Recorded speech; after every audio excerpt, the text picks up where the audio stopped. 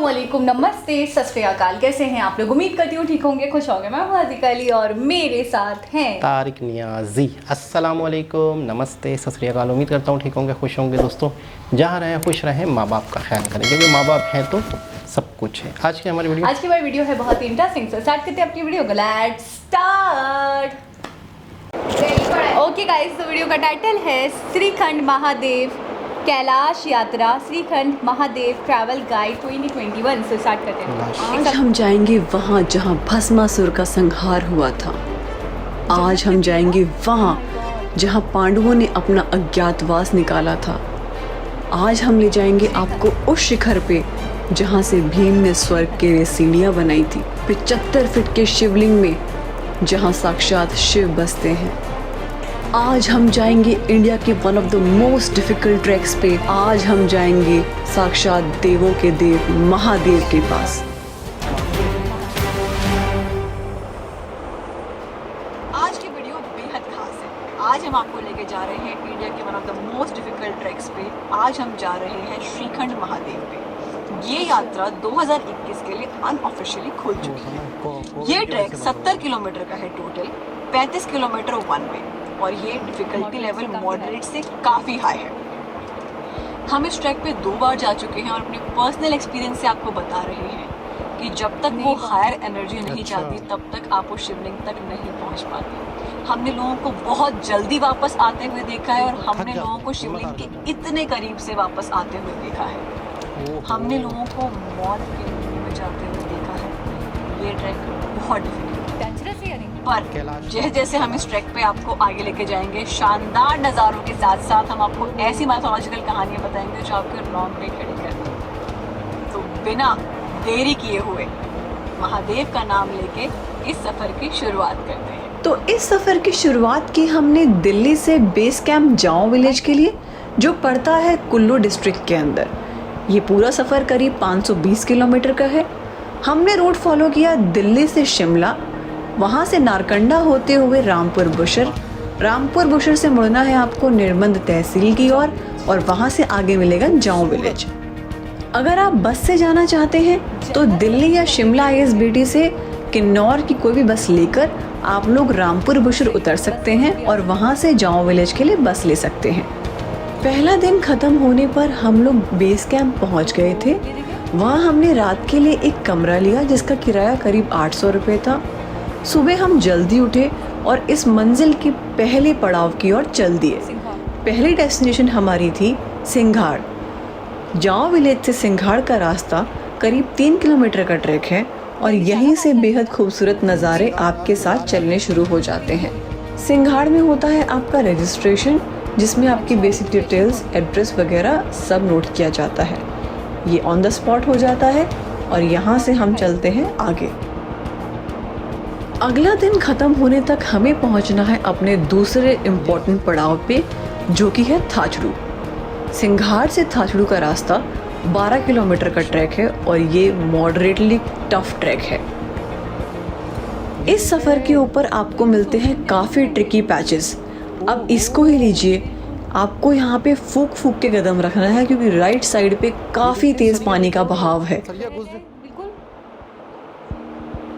श्रीखंड महादेव का track 2 side से हो सकता है। एक तो जाओ विलेज जहाँ से हमने किया है और दूसरी साइड है अरसू, पर ज़्यादातर लोग इसको जाओ विलेज से करते हैं, इसलिए हम आपको यही रेकमेंड करेंगे। और इस पॉइंट पे हो रहा है आपका रजिस्ट्रेशन फिर से। और अब हम क्रॉस कर रहे हैं बराती नाला, जो अगेन एक इम्पॉर्टेंट लैंडमार्क है। इसके बाद का रियल ट्रैक हमारा बचा हुआ है, जो कि देवदार के फॉरेस्ट से जाएगा और काफ़ी डिफ़िकल्ट है। यहाँ से थाचड़ू का सफ़र करीब 6 से 8 घंटे लेता है और ये मान के चलिए कि इस ट्रैक पे ये आपकी पहली कठिन परीक्षा है। हमने बहुत लोगों को यहीं से वापस आते हुए देखा है। हम ये आपको दिखाना तो नहीं चाहते, पर ये इस ट्रैक की सच्चाई है कि लोगों ने अपनी ज़िंदगी गंवा दी है इस ट्रैक के ऊपर। हर साल कुछ लोग यहाँ पे ज़रूर मरते हैं। जैसा कि आप लोग देख सकते हैं, जैसे ही ये सफ़र आगे बढ़ता जा रहा है, स्टीपनेस काफ़ी बढ़ती जा रही है और शरीर में बहुत थकान आ जाती है और शाम होते होते काफ़ी थके हुए हम पहुंच गए थाचड़ू। इस ट्रैक पे मिले हमें बहुत सारे लोग जो 60 इयर्स प्लस थे। ये सिंपल एग्जाम्पल ये दर्शाता है कि इस ट्रैक को करने के लिए फिजिकल फिटनेस के जितना इम्पॉर्टेंट है उतना ही इम्पॉर्टेंट है आपका मेंटल विल और डिटर्मिनेशन। सब लोग नॉर्मली थाचड़ू रुकते हैं, लेकिन हम लोग रुके थे काली टॉप। हम आपको रेकमेंड करेंगे कि आप लोग थाचड़ू रुके, क्योंकि यहाँ पे खाने के और स्टे ऑप्शंस बहुत ज़्यादा हैं। यहाँ पे सबके लिए फ्री में भंडारा भी लगता है। काली टॉप, यहाँ से काली टॉप का रास्ता 3 किलोमीटर का ट्रैक है जो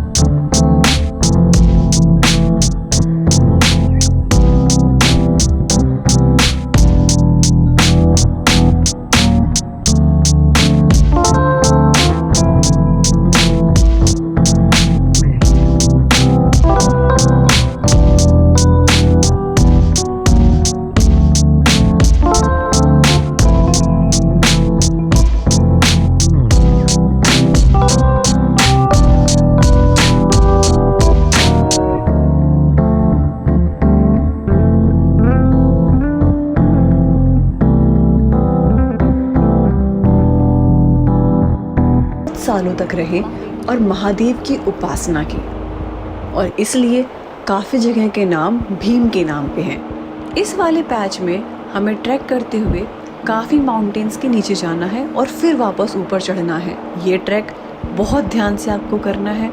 अब आपको बताते हैं श्रीखंड महादेव की मान्यता की कहानी। भस्मासुर नाम का एक असुर हुआ करता था। उसने बहुत तपस्या करके महादेव से ये आशीर्वाद लिया कि वो जिसके ऊपर भी हाथ रखे वो भस्म हो जाए। महादेव ने उसकी तपस्या से प्रसन्न होकर उसको दिया भस्म कंगन, जो उसने देवताओं के खिलाफ यूज़ करने को लिया था। पर उसमें इतना घमंड आ गया कि उसने ये स्वयं श्री महादेव पे इस्तेमाल करने का सोचा। जहाँ से हमने ट्रैक शुरू किया था, निर्मल डिस्ट्रिक्ट के अंदर एक मंदिर पड़ता है नीचे, जिसको कहते हैं देव ढाक। बोला जाता है कि महादेव वहाँ से अंतर्ध्यान होके श्रीखंड के टॉप पर चले गए थे। इस पहाड़ की चोटी पर आकर तपस्या में लीन हो गए और एक पत्थर में समा गए। उधर विष्णु भगवान ने मोहिनी का रूप धारण कर भस्मासुर से उसका हाथ उसके सर पे रखवाकर उसको भस्म कर दिया। आगे आगे हम देखेंगे कि कैसे पार्वती माता ने उनको तपस्या कर उस समाधि से निकाला।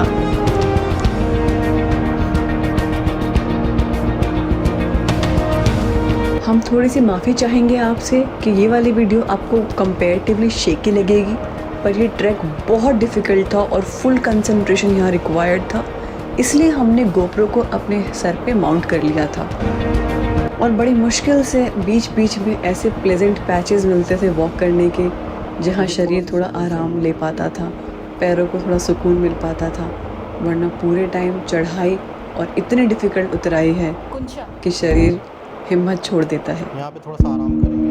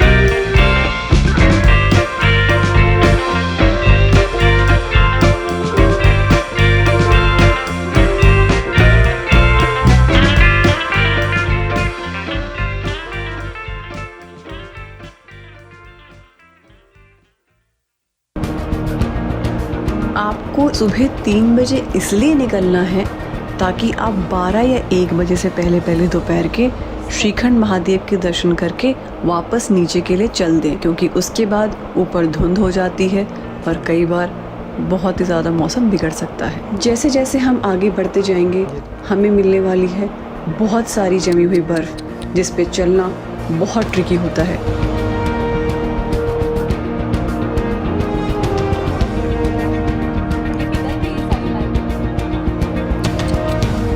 झरना जो आप देख रहे हैं ये 100 मीटर की हाइट से गिरता है और बोला जाता है कि महादेव को समाधि से निकालने के लिए पार्वती माँ उन्हें यहाँ नहाने स्नान करने के लिए उत्साहित करती थी, इसलिए इस जगह को कहते हैं पार्वती झरना।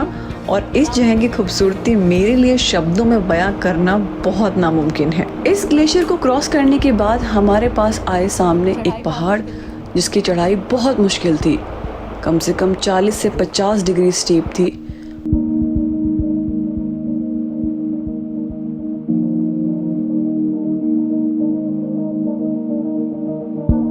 और शरीर ने मानो बिल्कुल साथ छोड़ दिया, लेकिन महादेव का नाम लेते लेते हम पहुंच गए पार्वती बाग।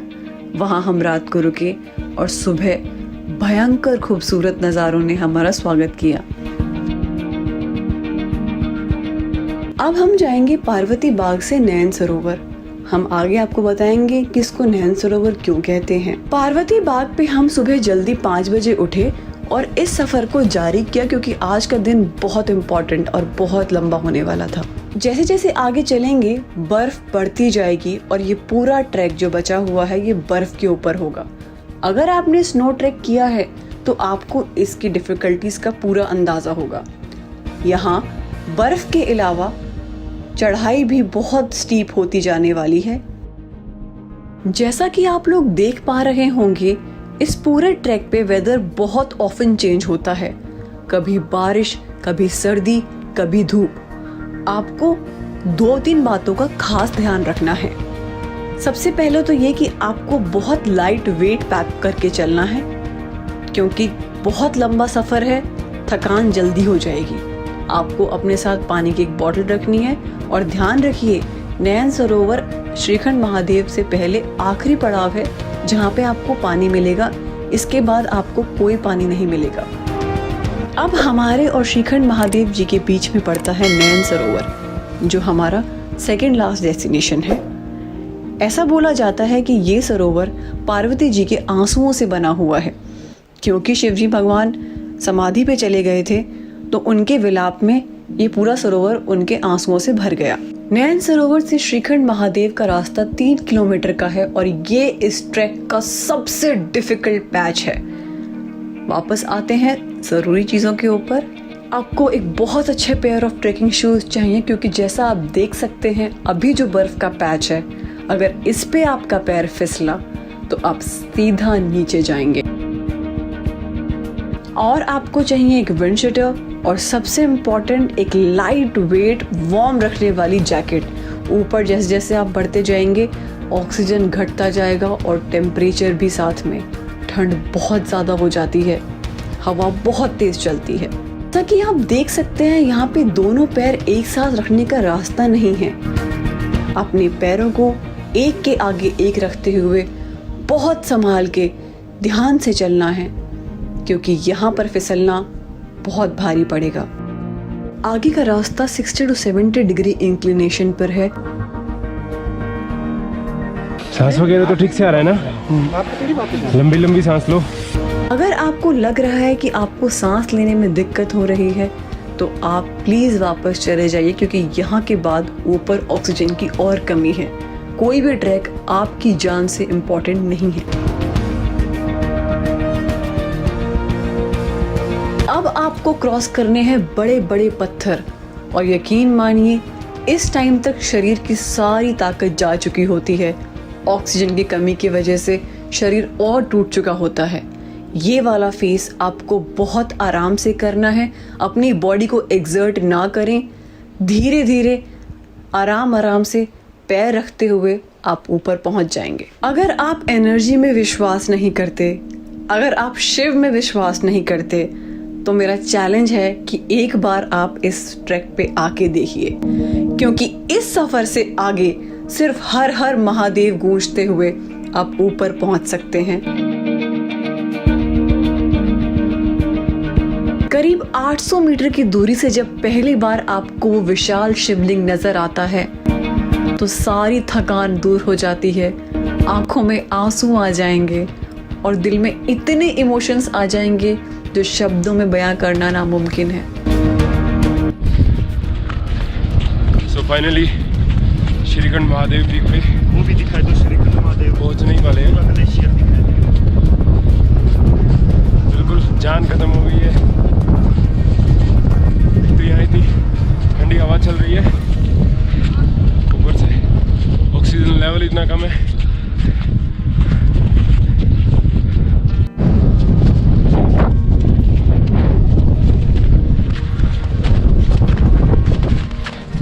बस अभी 5 मिनट में पहुंचने ही वाले हैं।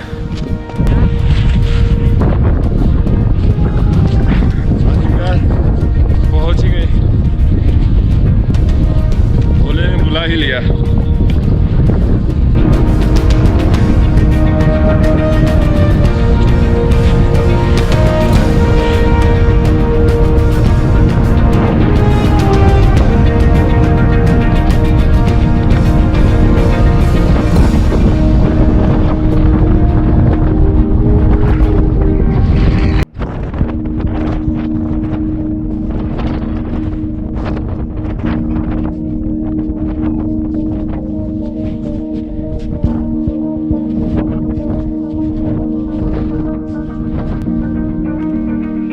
हर हर Mahadev.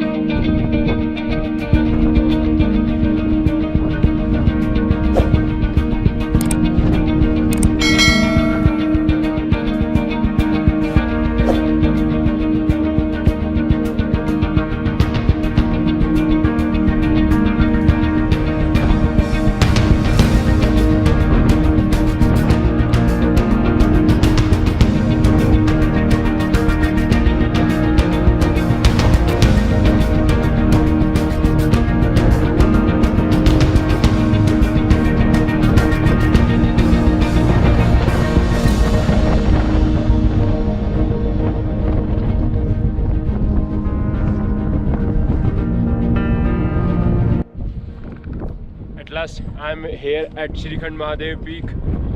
Finally, we made it. It's an awesome feeling. It took so much effort to reach here, but somehow we managed to reach here. It's really amazing.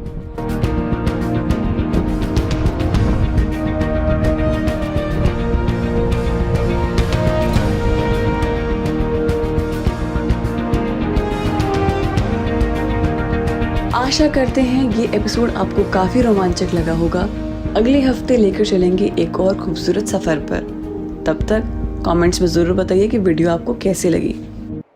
जी जनाब, सबसे पहले तो मैं ये कहूँगा कि वाकई बहुत मुश्किल, बहुत बहुत ही dangerous। चुनौती भरा सफ़र। अच्छा, एक बात जो इन्होंने बिल्कुल व्लॉग के स्टार्टिंग में ही कह दी, वो मेरे दिल को छू गई। और वो हमारे यहाँ भी उस चीज़ पे बहुत बिलीव किया जाता है, उस पर ही बहुत मान्यता जताई जाती है और उसको ये सब कुछ समझा जाता है कि जब तक बुलावा नहीं होगा ना, तब तक आप जा नहीं सकते। कोई मज़ार हो गया, कोई ऐसी जगह हो गई, कोई होली प्लेस हो गई, हमारा मक्का हो गया, तो वहाँ पे भी लोग कहते हैं कि जब तक आपका बुलावा नहीं होगा ना, जब तक अल्लाह की तरफ से नहीं होगा, तब तक आप नहीं जा सकते। चाहे आप जितने जतन कर लो, चाहे आप जितनी कोशिश कर लो, चाहे आप जितना पैसा इकट्ठे कर लो, लेकिन कुछ ना कुछ आड़, कुछ ना कुछ अड़चन आ जाएगी, कुछ ना कुछ दिक्कत, कुछ ना कुछ परेशानी आ ही जाएगी।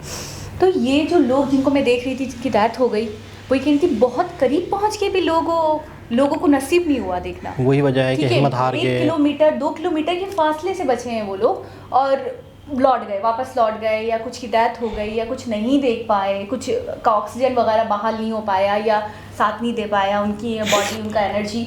तो मैं ये कहूँ कि ये वाकई ये चीज़ बड़ी श्योर है, ये चीज़ बड़ी यकीन है, यकीनन ऐसा है कि आपकी जब तक यात्रा ना हो, आपका जब तक बुलावा ना हो, जब तक उनकी तरफ से बुलावा ना हो आपको कि आपकी बिसात नहीं है, आपकी मजाल नहीं है, आप कोशिश के बावजूद वहाँ नहीं पहुँच सकते। और ऐसे भी लोग हैं ऐसा जिनकी उम्रें है। 50-50, 60 साल की है और वो भी होके आगे। उनकी यात्रा है। अच्छा, जितना एक नेचर है, जितना ऊपर जाते रहेंगे ऑक्सीजन कम होता कम हो जाएगा, जाता है, बिल्कुल। आपको सांस लेने में मुश्किल होगी। अगर आपको वैसे ही सांस का मर्ज है तो आप बिल्कुल ही ना चाहें। अच्छा, जो लोग अपनी जान की बाजी हार गए होंगे इस यात्रा में, जिस तरीके का आपने देखा ट्रैकिंग रूट था, जिस बिल्कुल। तरीके का आपने देखा डेंजरस एक पहाड़ों के ऊपर चलना, चलो पहाड़ तो पहाड़, मुश्किल, बहुत बर्फ मुश्किल। पिघल रही है, आपको पता ही नहीं है आपका पाँव कब स्लिप होगा, आप कब नीचे जाओ। अच्छा, एक वो रूट मैं तो बोलूँगी सब पॉसिबल था। चलिए ठीक है, आप हिम्मत करो, आप हौसला करो, आपका बुलावा हो, आप कर सकते हो, आप थोड़ी सी एनर्जी लगा दो, आप थोड़ा सा सोच लो, आप बहादुरी दिखा दो।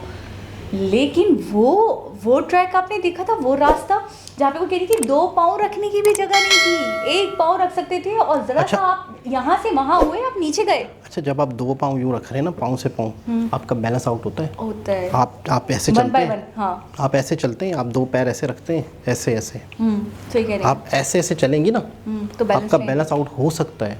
एक स्टिक हाथ के हाथ में है और बहुत ही सावधानी के साथ आप पैर रख रहे हैं, ऐसे पैर के आगे पैर, फिर अगला पैर उसके आगे। मैं बहुत मुश्किल लग मैं रहा था। सोच रही हूँ अगर मेरे पास तमगा इम्तियाज़ होता ना, तो मैं इन व्लॉगर को दे देती कि इन्होंने उस वक्त में, उस इतनी डिफिकल्ट ट्रैकिंग के दौरान भी गोप्रो को यूज़ करा, गोप्रो के सर पे लगा दिया था ना, बोला बिल्कुल, जो भी फिट कर, नहीं कहीं कहीं आपने देखा शॉट्स उन्होंने ऐसे भी लिए थे जो सामने वाले को दिखा रही हैं या पहाड़ों को जब दिखा रही पहुंच गए थे ना, जब हैं। हाँ, लेकिन पूरा का पूरा रास्ता इतना डिफिकल्ट था, उसके बावजूद उन्होंने शूट कर लिया, उसके बावजूद हमें दिखा दिया। एक तरीके से हमने भी यात्रा कर ली, तो बहुत बड़ी चीज़ है। मैं बहुत अप्रिशिएट करना चाहूँगी, बहुत दिल जिगर गुर्दे का काम है कि इस तरीके से व्लॉगिंग करना, इस तरीके से शूट कर लेना। अच्छा, मुझे ऐसा लगता है कि ये जो शिवलिंग था, मुझे लगता है 2 शिवलिंग थे, एक उधर था एक इधर था, मुझे ऐसा लग रहा है।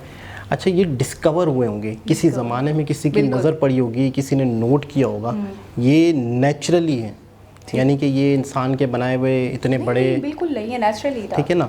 तो ये किसी की बहुत सालों पहले, मेरे ख्याल में हज़ारों साल पहले या काफ़ी टाइम पहले किसी की नज़र पड़ी होगी, उस टाइम से यात्री आ रहे हैं। आपने देखा था कि एक बर्फ़ का शिवलिंग था जिसकी डिस्कवर कश्मीर में किसी मुस्लिम ने की थी।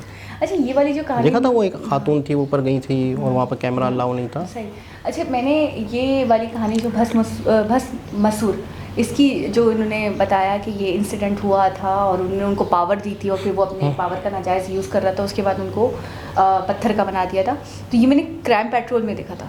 अच्छा, ये कहानी मुझे आती है। अच्छा, मुझे बड़ी हैरत हुई थी, मैंने कहा जब उनको दे दिया था एक, मतलब इस तरीके से पावर दी थी, अब तो वो फंस जाएंगे, अब वो क्या करेंगे, अब वो कैसे निकालेंगे। तो बड़ा अच्छा मुझे लगा इसका एंड कि आपको कोई ऐसा कोई भगवान या कोई बहुत शक्तिशाली इंसान या शक्तिशाली लोग जो आपको पावर देते हैं, जैसे टीचर के बारे में भी कहा जाता है कि टीचर स्टूडेंट को पढ़ाते हैं, लेकिन वो कुछ ना कुछ अपना रखते हैं छुपा के, कोई ऐसी हिडन ट्रिक्स होती हैं टीचर की, जो टीचर हमेशा टीचर ही रहता है, आप उसके सामने नहीं खड़े हो सकते। तो ये कहानी मुझे जब से याद थी कि यार वाह, इनको किस तरीके से मतलब मज़ा चखाया था कि बिल्कुल पावर्स का गलत यूज़ कर रहे थे, और आज यही कहानी तो दोबारा से रिपीट। वैसे भी इंसान को अपनी लाइफ में भी अपनी पावर्स को, अपनी ताकत को गलत यूज़ नहीं करना चाहिए। हम अक्सर देखते हैं कि जो ताकतवर होते हैं गरीबों को मतलब कुछ भी नहीं समझते, अपने आप को सब कुछ समझते हैं। तो ये वैसे भी हमारे लिए एक तरह से इस कहानी के अंदर भी सबक मिलता है। लेकिन मैं कहता हूँ वाकई बहुत बड़ी, बहुत मुश्किल, बहुत ही खूबसूरत यात्रा, लेकिन हद से ज़्यादा लंबी, हद से ज़्यादा मुश्किल हर किसी का काम नहीं है। सिर्फ आपका जज्बा, आपका बुलावा ही आपको वहाँ तक लेके जाएगा। जब आपने देखा डेथ बॉडीज लेके जा रहे थे, मैं तो मतलब मुझे कुछ हो रहा था दिल में। बिल्कुल। तो कब चलें हम? उन्होंने भी कब चलें? बच्चे होंगी ना, बच्चे। आपके साथ तो एक मसला है कि आपको तो कंधे पे भी उठा के नहीं ले जा सकता इंसान। खैर दोस्तों, दोबारा किसी वीडियो के साथ आपसे मुलाकात होगी, जब तक के लिए अल्लाह हाफ़िज़।